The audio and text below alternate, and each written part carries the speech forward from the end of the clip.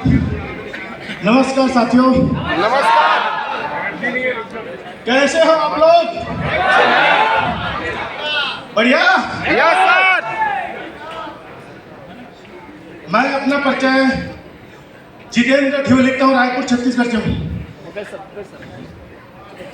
दोस्तों, मेरा जर्नी जो है एकदम कुछ खास नहीं है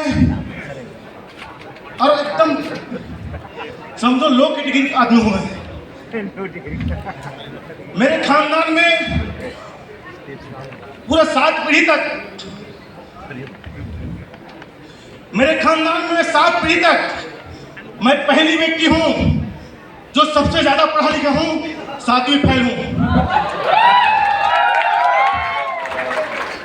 7 पीढ़ी तक मेरे खानदान अनपढ़ है मेरे दोस्त। उस फैमिली से मैं बिलोंग करता हूं और 7 पीढ़ी तक झुग्गी झोपड़ी में था और 5 पीढ़ी तक मेरा पिताजी लोग अपने अपने ससुराल में जीवन यापन कर रहे थे। ये सिर्फ गरीबी की चल रही है। हेलो, सोच के देखो, मैं उस भीड़ से निकला हूं। अब मैं शायद अगर ये कंपनी के मालिक और हमारे चतुर्वेदी सर से अगर मुलाकात नहीं होता, इस सिस्टम में नहीं आता, रियल बता रहा हूं, मेरे दुनिया अलग ही होता, मेरे जिंदगी ही बदल रहा।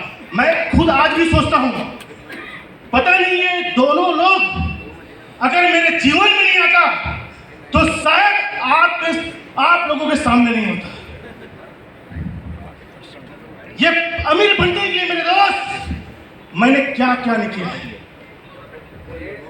मेरे खोज सिर्फ पैसा की तलाश था कि ये 7 पीढ़ी जो गरीबी की जिंदगी जी रहा है उसको कैसे खत्म किया जा सकता है।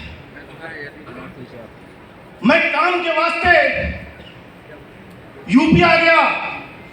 फैजाबाद जिला में अहरोली नंसा गांव है, वहां मैं ईटा बनाने का काम करता था। सोच के देखो, 9 महीना लगातार ईटा ढोने का काम करता था। गया प्रसाद वर्मा है, बहुत बड़े बिल्डर है, 8-10 उसका ईट भट्ठा है, उसमें मैं काम करता था। बरसात के समय जब मैं अपने छत्तीसगढ़ पहुंचा तो मेरा जो झुग्गी झोपड़ी था वो फूट के मिट्टी मिल चुका था। मेरे पिताजी, मेरे माँ अपने बेटी दमाद के यहाँ चले गया था और मेरे भैया भाभी अपने ससुराल चले गए थे और मैं कुंवारा था। क्या करूं?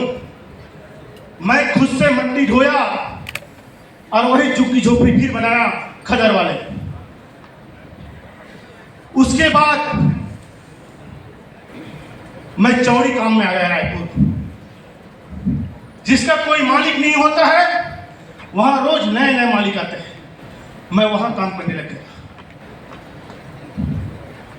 उसी बीच मैं अमीर बनने की वजह से किसी ने सलाह दिया कि आप बकरी पालन करो। मैं इधर उधर करके 2-4 बकरी लिया। लगातार 1.5 साल में कम से कम 80-90-100 बकरी पालन किया। बकरी भी चलाया मैंने दोस्त। 1.5 साल तक मैंने बकरी चलाया, लेकिन बरसात में बकरी को बीमारी आता है, तो जो मुआ होता है वैसे कुछ बीमारी आता है। 70-80 बकरी खत्म हो चुका, फिर मैंने रोड में आ गया। फिर बचा 15-20 बकरी, फिर उसको मैंने मार्केट में बेच दिया, फिर वापस अपने चौड़ी काम करने लग गया। मैं धीवर समाज से हूं, मछली मारने का काम करता था। रात में मेरे खानदान पूरा मछली मारने का काम करता था। एक दिन बहुत पानी गिरा, मैं भी 12 बजे रात के चले गया। मेरे गांव के मैदान में स्टेडियम है मेरे दोस्त, स्टेडियम, अंतरराष्ट्रीय स्टेडियम, जो बड़े बड़े खिलाड़ी लोग जाते हैं, सचिन, विराट कोहली सब जाते हैं। वो स्टेडियम का काम चल रहा था और 12 बजे रात के वो स्टेडियम के जनरेटर चोरी हो गया। बड़ा जनरेटर था, वो चोरी हो गया। गार्ड लोग मुझे देख लिया। सोचो 50,000 का जनरेटर है, लाखों का, वो चोरी हो गया। इल्जाम मेरे ऊपर आ गया। पूरे गार्ड लोग मेरे घर आया, मैंने किया नहीं था। मेरा मूड मन खराब हो गया। उन्होंने मेरे इल्जाम मेरे ऊपर लगा दिया, 2-4 को डंडा लगाया, सभी इधर उठा के 2-4 लोग बेहोश हो गया। फिर उसके बाद जब अंदर नहीं कर पाया तो उस स्टेडियम के सुपरवाइजर केशियर थाने में पैसा दिया और मेरे को 10 बजे रात के पूरा डक्का पुलिस फोर्स भेजा। और मेरे घर का 2 दरवाजा है, चड्डा बंडी पहन के निकला और पुलिस मेरे घर के दरवाजे पे जब निकला देखा तो मैं दंग रह गया, इल्जाम मेरे ऊपर आ चुका था। हमने देखा साहब मैं पैंट शर्ट पहनने दो, मैं पीछे दरवाजे से भाग गया। पुलिस को डाउट हो गया साला चोरी है किया है। मैं सरपंच के पास चला गया कि रात में मुझे कम से कम रोक लो सरपंच साहब, ये लोग मुझे बहुत मारेंगे।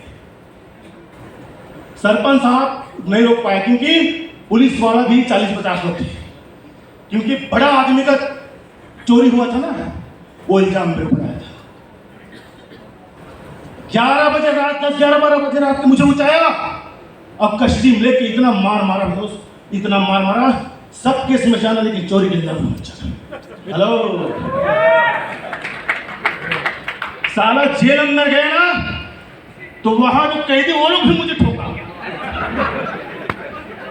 साला सब इल्जाम माना लेकिन चोरी के इल्जाम क्यों आया? जहां 100 आदमी सोना है वहां 200 आदमी को सो आ रहा है। सोचो, एक आदमी करवट ले रहा है तो सब करवट ले रहे हैं। वहां सिचुएशन ऐसा था मेरे दोस्त, बर्फ भी नहीं मिलता है। खुद